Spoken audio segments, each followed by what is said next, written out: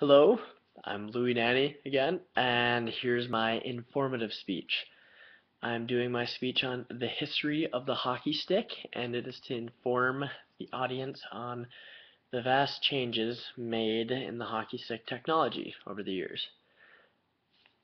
So here I go. Okay.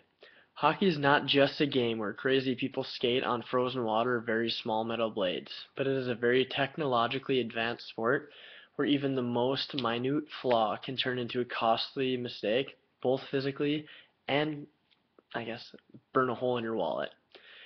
And hockey, although not the biggest sport out there compared to soccer, baseball, football, it is not an unknown profession. Most people have heard about it or at least watched it once in their lifetime. Not many people have an extra $300 to throw around at any given time, though, and that's why it pays to make it to the highest level possible, the quickest possible.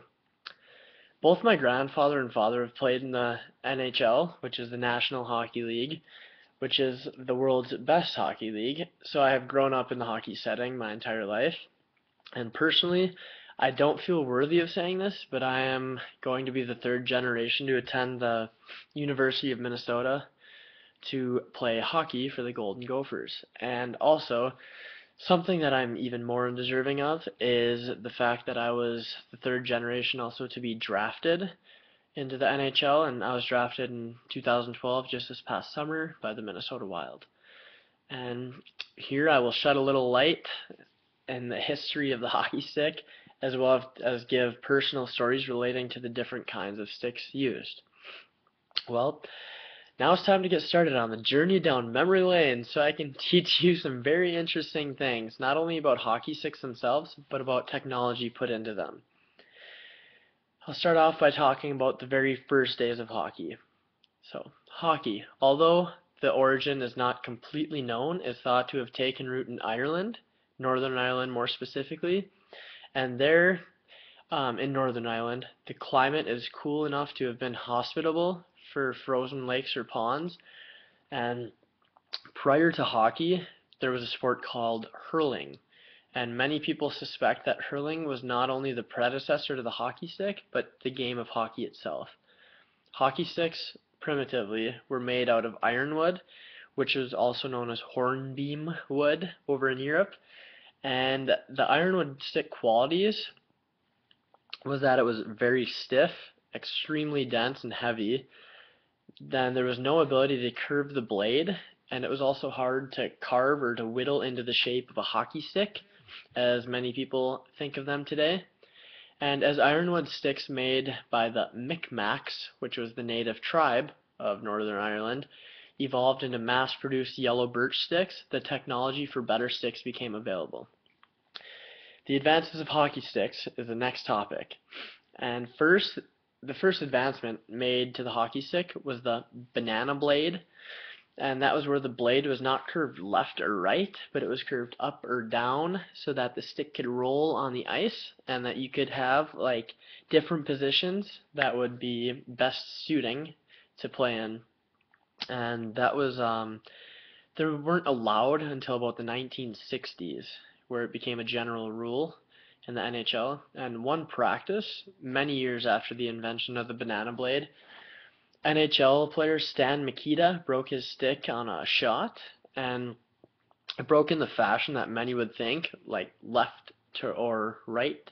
And so if it went left, then it would have this curve, and it would help just to kind of give the puck a little leverage, extra leverage, and would help bring the puck off the ice, which had never really been done before, only by the elite hockey players.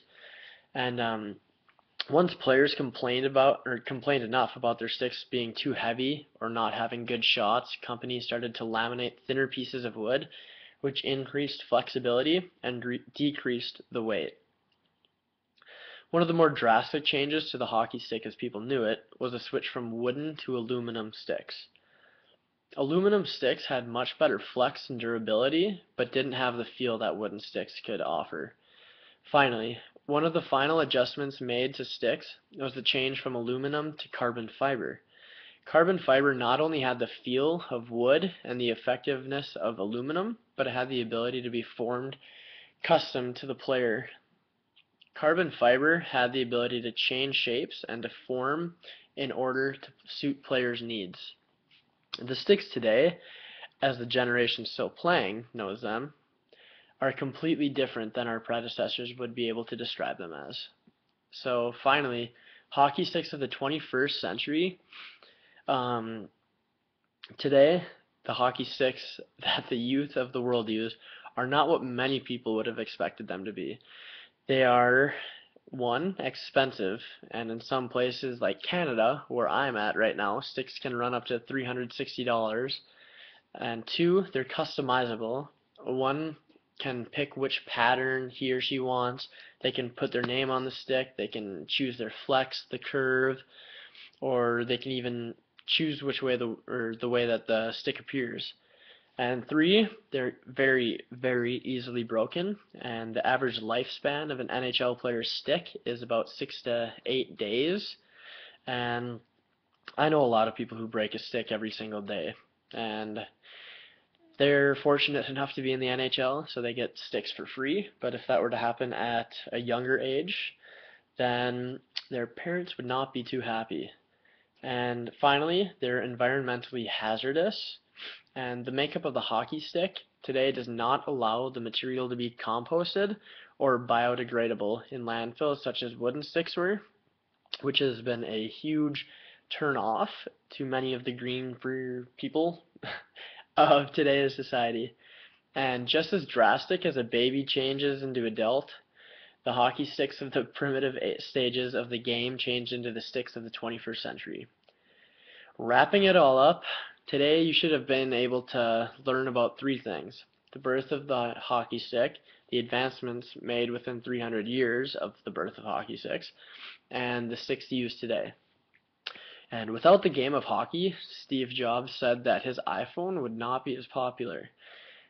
Not because hockey is a marketing place for his products, but because the hockey scientists prior to him had concocted formulas to make sticks the most durable they could be, which Steve claimed to have used on his iPhones, aka the carbon fiber and the plexiglass used in the glass of hockey arenas. And that is just one small example of how hockey impacts the non-hockey players' lifestyles. And to this very day and age, hockey is so much more than just a sport. Hockey is a lifestyle to so many people worldwide. Take a second to think, and I can guarantee you that you know someone who loves the sport of hockey.